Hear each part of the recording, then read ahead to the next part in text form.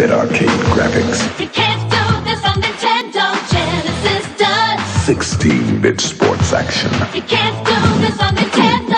Genesis Does. Genesis Does. Genesis Does. Genesis Does. Genesis does. Get Joe Montana free, Pat Riley free, Buster Douglas free, Super Monaco GP free, or Columns free. Genesis does. What Nintendo? Buy a 16-bit Genesis system between now and October 31st and get an extra game free. It's easy to forget that at one point in time, Sega had some killer IPs that weren't just Sonic the Hedgehog or Yakuza. I'm talking about Outrun.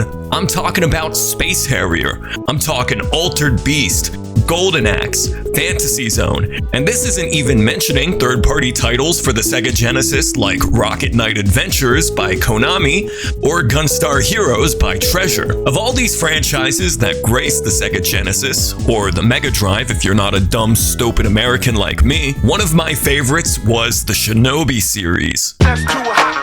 Check it out now.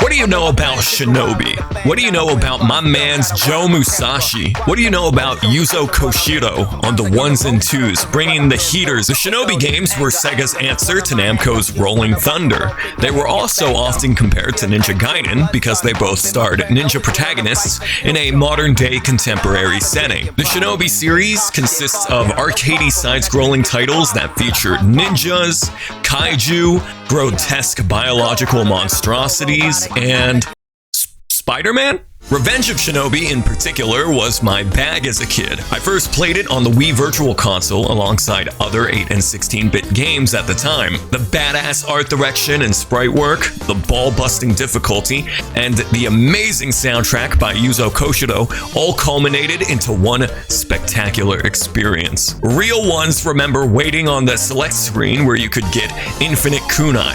This blew my mind as a kid, seeing the zero transform into an infinite symbol. A few years after Revenge of Shinobi dropped, Sega followed it up with Shinobi 3, and this game really cranks everything up to 11. It's faster, it's more action-packed, there are crazy parallax graphical effects with the background and foreground, and Joe Musashi is much more acrobatic in this game than any prior Shinobi game. While my heart belongs to Revenge of Shinobi, I gotta say that Shinobi 3 is probably the best entry out of the OG titles. Fast forward to 2023, and Sega announces they're bringing back some of their legacy IPs, and one of these IP revivals is Shinobi.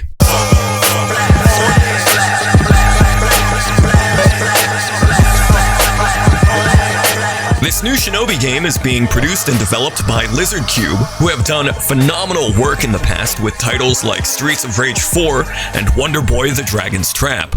Their remake of Wonder Boy is in my top 10 favorite games of all time. It is a fantastic remake of the Sega Master System original, and it is so beautiful. When they announced that the new Shinobi game was being made by Lizard Cube, all of my fears subsided, because I trust these dudes with any Sega IP. And as a matter of fact, we recently got a taste of this new Shinobi Art of Vengeance title with a free demo. A demo that I have been playing religiously since it dropped. Shinobi Art of Vengeance modernizes and revitalizes the series with updated visuals and new mechanics. My initial impressions were that this game takes way more inspiration from Shinobi 3 than Revenge of Shinobi or the earlier arcade titles. It's even more fast-paced, with unique combos and skills that you can equip to enhance your abilities. Of course, the visuals are spectacular, but this is to be expected with Lizard Cube. Seriously, guys, go play Wonder Boy: The Dragon's Trap. It is fantastic. The animation is phenomenal and the art direction is stylish. There's this kabuki paintbrush aesthetic that looks so stylish. Crazy ass lighting effects and particle effects as well. It's just beautiful. The enemy design is also choice. Of course, you've got your typical ninjas and shogun enemies, and then we've got the soldier-looking dudes from the original games. There's this bow and arrow archer lady who reminds me of Mina from Samurai Shodown 5. And the new big bads and bosses are also very cool looking. Just take a gander at these guys. Art of Vengeance adds a lot to the core gameplay loop of Shinobi. The movement in and of itself feels so tight. popping off with air dashes and double jumps, running up walls. It feels good. Shit, this game has a grappling hook in it, y'all. Pack it up. This game's gonna be Game of the Year. One thing that I really appreciate about this game, based off the demo alone, is that it's not a Metroidvania. Don't get it twisted. I can dig a good Metroidvania, but the genre has been oversaturated with a glut of games recently, especially in the indie space. While there is plenty of exploration and a little bit of backtracking here and there, the levels are seemingly isolated on their own, which is very refreshing compared to how it seems like every other side-scroller that comes out nowadays is a Metroidvania. In addition to the story mode, it seems that there is a separate arcade mode where you can play through the levels without any interruption or dialogue, kind of like an old 16-bit title. This is going to be great for replayability. I can already see it now. And there's something about adding a high score to the top of the screen that makes the core gameplay loop of any platformer even more satisfying to play. Something about seeing that number go up hits me with an instant dopamine rush every time. And of course, you've got Yuzo Koshiro back again on the boards, doing the soundtrack with the excellent T. Lopes. And if that name sounds familiar, homeboy did the soundtrack to Sonic Mania.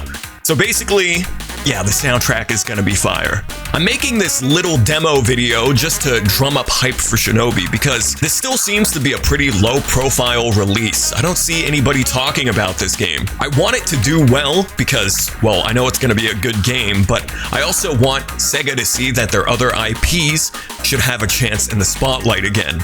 Not just Sonic or Yakuza. I want them to bring back Golden Axe, Crazy Taxi, Jet Set Radio, which they are reviving those series as well, and I hope they're good. I want them to be good. I want them to be good, and I want them to sell well. But we'll see about those. All that I know, though, is that Shinobi Art of Vengeance is going to be well worth your time. Definitely check it out.